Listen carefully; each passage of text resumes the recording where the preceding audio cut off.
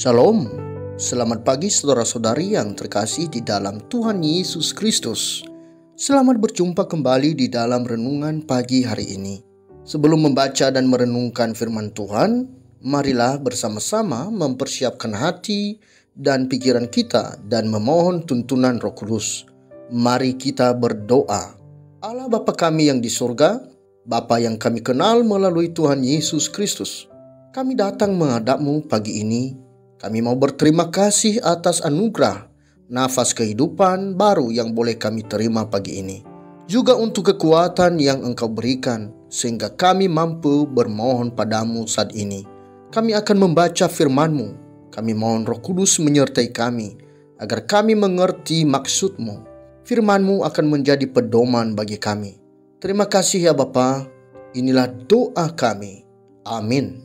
Saudara-saudari yang dikasihi Tuhan, renungan firman Tuhan pada pagi hari ini terambil dari Matius pasal 26 ayat 36 sampai 46. Saudara dapat membacanya terlebih dahulu dan saya akan membaca ayat 38 sampai 40 untuk kita. Demikianlah firman Tuhan. Lalu katanya kepada mereka, "Hatiku sangat sedih, seperti mau mati rasanya. Tinggallah di sini dan berjaga-jagalah dengan aku." Maka ia maju sedikit, lalu sujud dan berdoa. Katanya, "Ya Bapakku, jikalau sekiranya mungkin, biarlah cawan ini lalu daripada aku. Tetapi janganlah seperti yang ku kehendaki, melainkan seperti yang Engkau kehendaki." Setelah itu, ia kembali kepada murid-muridnya itu dan mendapati mereka sedang tidur. Dan ia berkata kepada Petrus, "Tidakkah kamu sanggup berjaga-jaga 1 jam dengan aku?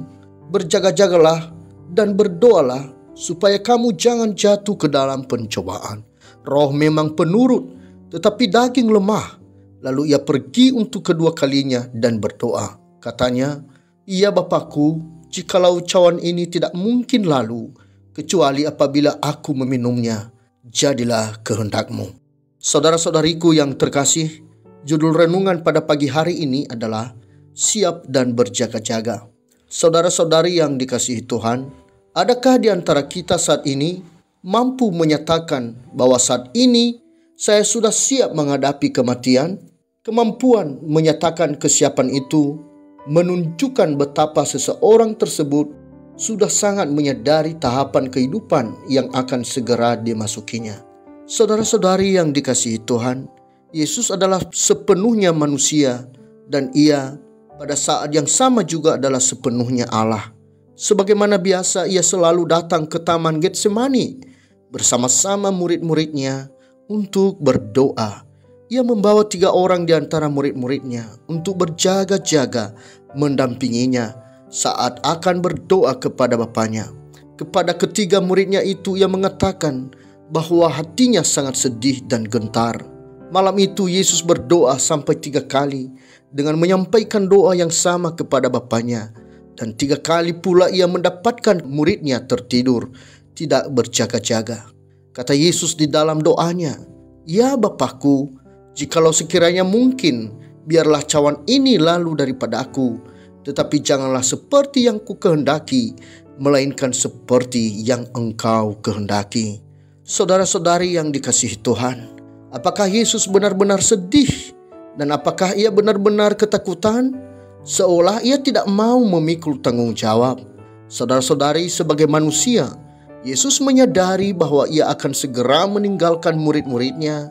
Ia akan mengalami siksaan yang berakhir di kayu salib. Demikian juga ia mengetahui bahwa muridnya akan menyangkal dia dan murid lainnya akan menjual dia. Tentu saja hal-hal demikian sebagai manusia menimbulkan kepedihan, rasa sedih yang tak tertahankan, seperti mau mati rasanya. Demikian Yesus berkata. Yesus tidaklah takut menghadapi kematian, karena sesungguhnya ia sendiri berkuasa atas kematian dan kehidupan. Ia berkuasa memberikannya dan berkuasa mengambilnya kembali. Hal ini diungkapkan pada Injil Yohanes pasal 10 ayat 18-19. Tapi Yesus sangat takut akan murka Allah Bapanya yang disimbolkan sebagai cawan yang berisi murka Allah akibat dosa-dosa manusia. Di dalam kemanusiaannya, Yesus sebagai anak Bapa sangat takut akan murka Allah. Begitu dahsyatnya murka Allah itu, kita sebagai manusia tidak mungkin dapat menanggungnya. Di saat rasa takut itu datang, malaikat Tuhan datang untuk memberikan kekuatan baginya. Lukas pasal 22 ayat 43, Yesus berdoa semakin bersungguh-sungguh. Saudara-saudari yang dikasihi Tuhan, dari peristiwa di Taman Getsemani ini, kita diajarkan untuk berjaga-jaga, seperti yang diminta Yesus kepada murid-muridnya. Dengan selalu berjaga-jaga, kita dapat melepaskan diri dari pencobaan yang datang dari iblis. Dan dengan berjaga-jaga pula, kita bisa lulus dari ujian hidup yang diberikan Tuhan bagi kita. Ujian yang membentuk pribadi kita lebih dewasa dalam iman yang sejati. Dari peristiwa ini pula kita bisa mencontoh kehidupan Yesus yang selalu berdoa kepada Bapanya. Kita diajarkan untuk bersungguh-sungguh dalam doa, menjadikan doa sebagai gaya hidup kita atau kebiasaan kita. Berdoa tidak hanya di saat kita takut atau hanya di saat membutuhkan pertolongan Tuhan, tetapi doa yang kita lakukan adalah doa yang konsisten untuk membina hubungan atau relasi kita semakin intim dengan Allah. Dan dengan doalah kita akan mendapatkan penghiburan serta kekuatan.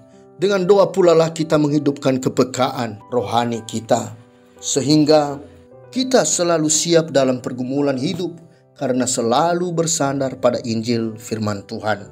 Kita juga bisa menyaksikan bahwa Yesus tidak melarikan diri walaupun ia tahu akan segera menerima siksaan. Maka kita diajarkan untuk tidak boleh lari dari tanggung jawab, tetapi siap mengambil resiko. Disinilah kerohanian kita akan semakin diuji dan dilatih. Kita menjadi saksi bagi Kristus. Saudara-saudari yang dikasihi Tuhan, berbahagialah kita sebagai orang percaya, karena kita sudah ditebus oleh Kristus yang telah meminum anggur dari cawan kita. Karena jika kita bukan orang percaya, maka kita sendirilah yang harus meminumnya. Saatnya kita harus siap dan berjaga-jaga agar pengorbanan Yesus yang telah minum dari cawan kita tidak sia-sia. Kita akan menjadi saksi-saksi Kristus. Mari kita kabarkan Injil keselamatan. Saatnya firman akan dinyatakan untuk mengubah orang yang tidak percaya menjadi percaya. Demikianlah renungan pada pagi hari ini. Tuhan memberkati. Kita akan menutup renungan dalam doa.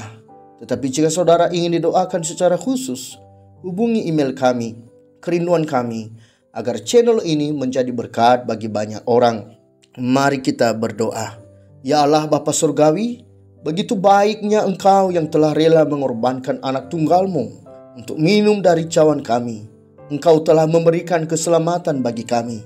Kami sungguh-sungguh berterima kasih kepadamu ya Yesus. Janganlah kami durhaka kepadamu, tidak menghargai pengorbanan-Mu, tapi ajarlah kami dan bimbinglah kami agar menjadi pelaku firman-Mu. Ajar kami untuk mengasihi sesama kami, terlebih-lebih mengasihi Engkau. Ajarkan kami untuk tetap bertekun mempelajari firman-Mu, sehingga kami semakin mengenal Engkau, dan Engkau dapat menjadikan kami sebagai saksi Kristus di dalam kehidupan kami sehari-hari. Bapa, kami mengaku bahwa kami masih lemah, tidak lepas dari berbuat dosa. Kami mohon ampunilah kami.